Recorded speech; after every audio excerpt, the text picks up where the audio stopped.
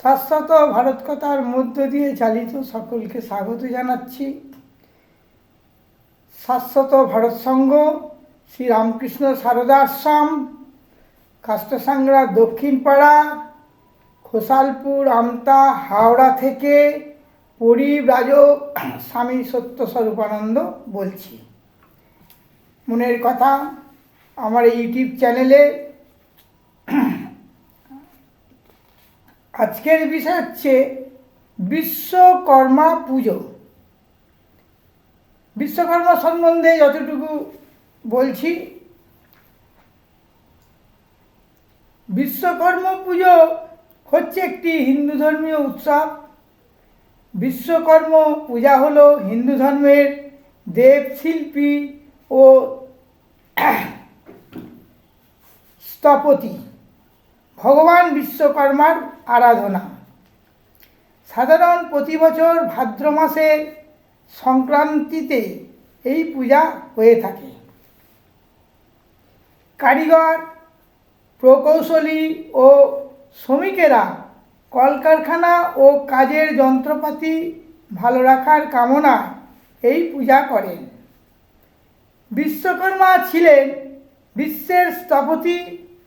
হিন্দু শাস্ত্র মতে তাকে মহাবিশ্বের প্রধান নির্মাতা ও নকশাকারও বলা হয়। ঐতিহাসিক সৃষ্টি, তিনি নাকি দেবতাদের জন্য অস্ত্র শস্ত্র এবং শ্রীকৃষ্ণের দ্বারকা নগরী তৈরি করেছিলেন। শিল্পের দেবতা, কারিগর ও শিল্পকর্মের সঙ্গে যুক্ত মানুষের কাছে তিনি বিশেষ পূজনীয়। কারখানার যন্ত্রপাতি বা কাজের হাতিয়ার পরিষ্কার করা হয় ফল, ফুল, মিষ্টি, ধূপ ধুনো দিয়ে যন্ত্রপাতির পূজা করা হয়। কাজের সাফল্য ও নিরাপত্তার জন্য প্রার্থনাও করা হয়। পৌরাণিক সূত্রে জানা যায় বিশ্বকর্মার পিতা ভিন্ন ভিন্ন হিসেবে বর্ণিত করা হয়েছে। বিষ্ণু পুরাণে ও মহাভারত অনুযায়ী অষ্টবসুর অন্যতম প্রভাস এবং বৃহস্পতির ভগিনী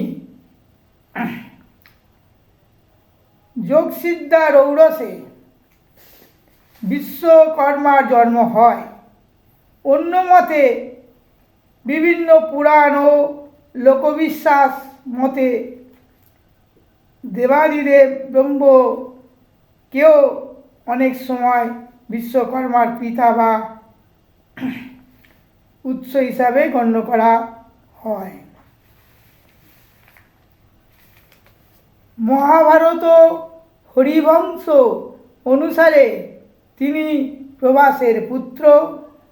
ব্রহ্মা অনেক পৌরাণিক ও সামাজিক বিশ্বাসে তাকে সৃষ্টিকর্তা ব্রহ্মার মানুষপুত্র বা অংশ বলা হয় এবং ভুবন, নিজু ও ব্রাহ্মণ ও গ্রন্থসমূহের তাকে ভুবন নামক দেবতার পুত্র বলা হয়েছে।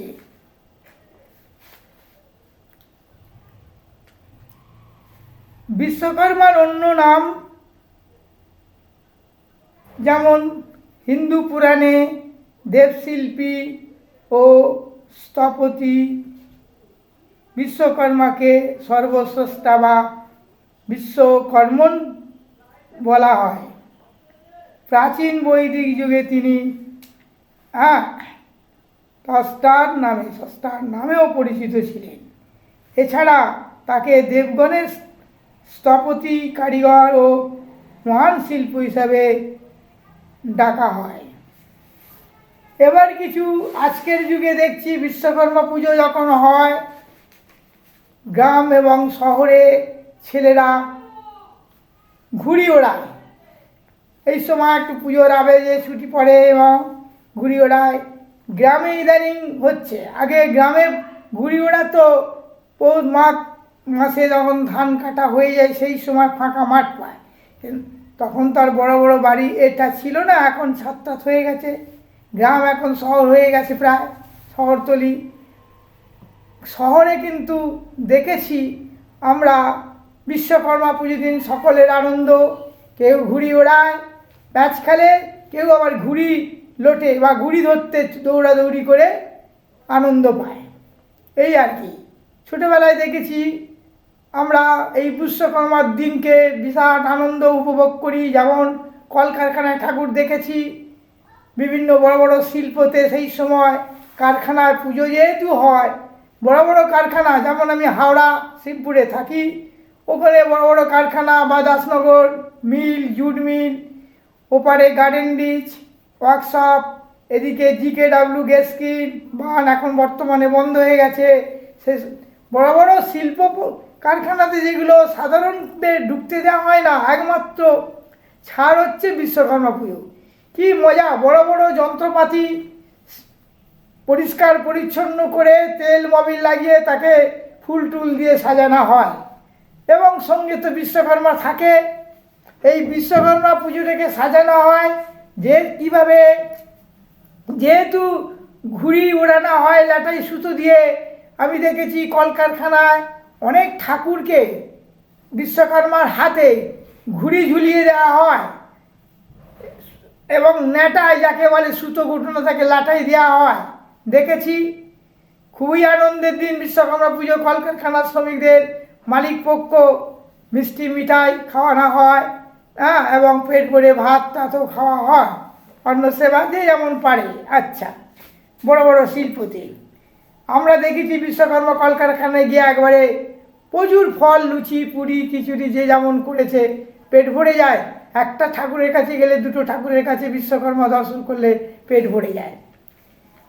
তাহলে এখন কথা হচ্ছে বিশ্বকর্মা বিশ্বের কর্ম, হ্যাঁ, এবং জানা যাক আর নাই যাক, তবু অনুভব হয় যে পুরীর মন্দির, পুরীর যে ঠাকুর, এইসব এরা হয়তো তৈরি করেছিল জানি না, তবু তো আমরা দ্বারকা নগরী দেখে এসেছি। যে আসল দ্বারকানা তো জলের তলায়, সাগরের তলায় চলে গেছে। এখন যেটা আছে দ্বারকা নগরী, সত্যি অপূর্ব লাগে, অপূর্ব মন্দির। শুধু তা নয়, সেই বিশ্বকর্মা মনে হয় সত্যি ওইটাই যেন বিশ্বকর্মা করেছে, তাই তো আমার মনে হয়। এবং দ্বারকার মন্দির দেখেছি, ভেট দ্বারকায় গেছি, যেখানে সুদামা তার স্ত্রীর কাছে নাড়ু, চালের নাড়ু নিয়ে কৃষ্ণের জন্য গেছিল দ্বারকায়। সঠিক তো আমরা বলতে পারবো না ভেট দ্বারকায় শ্রীকৃষ্ণ ছিলেন কি এমনি দ্বারকা নগরীতে ছিলেন। দ্বারকা নগরী ডুবে গেছে সাগরের তলায়, তার প্রমাণ কিছুটা বুঝতে পেরে গেছি। হ্যাঁ, প্রত্নতত্ত্বটা সাগরে ডুবে গেছে, অনেক কিছু পাওয়া যায়। অনেক মন্দির দক্ষিণ ভারতে আছে, পুরনো মন্দির। মনে হয় তো আমার অনুভব বিশ্বকর্মাই করেছে আগেকার দিনে। তাই আজকে এই পর্যন্ত বললাম। আমার বিষয় ছিল, যেহেতু আগামী সংক্রান্তির এই ভাদ্র মাসের বিশ্বকর্মা পূজা হবে, সেই উপলক্ষ করে এইটি আপনাদের কাছে শেয়ার করলাম। অনেকে জানে বিশ্বকর্মা পুজোর সম্বন্ধে কিছু বলা হলো, আজ এই পর্যন্ত ছাড়লাম।